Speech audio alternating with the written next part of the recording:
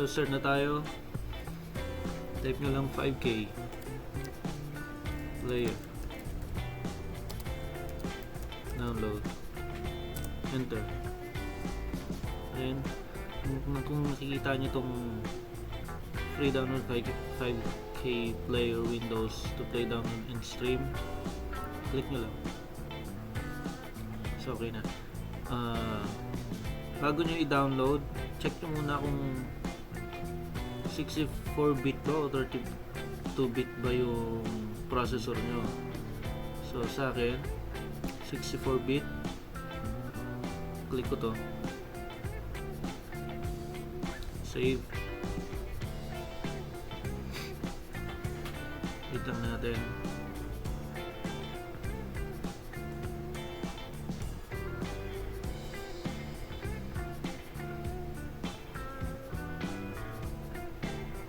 So pag natapos na, pwede nyong i-double click dito. So yan, lumabas na. Double click nyo lang. Close nyo na itong folder na to. Install.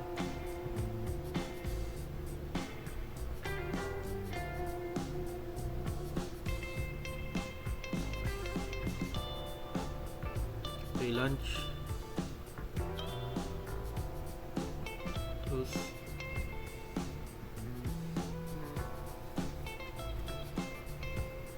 So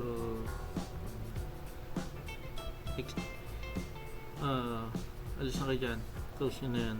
So ito na. So DLNA Air Player. Click nyo yan. So turn on. Pag na turn on nyo na siya, punta kayo sa cellphone nyo. Click nyo lang tong papakita ko sa inyo. Swipe up nyo. 5K player. No. Screen mirroring pala. Screen mirroring. Nakita nyo yung 5K player. Tapos yung name ng system nyo. Tap nyo lang. Tapos magkoconnect na siya. So, ayan na. Madali lang. So, okay na. Ito ay para lang sa offline. Hindi nyo ito pwedeng magamit sa online. So kung meron kayong OBS Studio, pwede nyo siyang gamitin. Kasi free lang siya. Para dun sa mga hindi nakakaalam, free lang siya. Kung gusto nyo talaga talagang magagamit nyo lahat, bumili kayo. Pero dun sa mga nag-uumpisa pa lang, tsaka sa mga baguhan pa lang sa paggamit nito, try nyo muna ito. Pag-practicean nyo muna bago kayo bumili. Meron kasing iba na kailangan mag-download ng Bonjour. So, download nyo lang siya.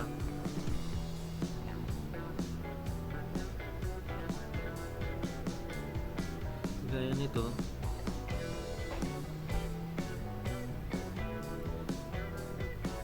Download nyo lang siya pag inanapan kayo.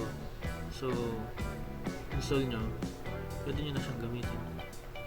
Salamat guys sa wala mga kabro. So see you next time. To like and share, subscribe.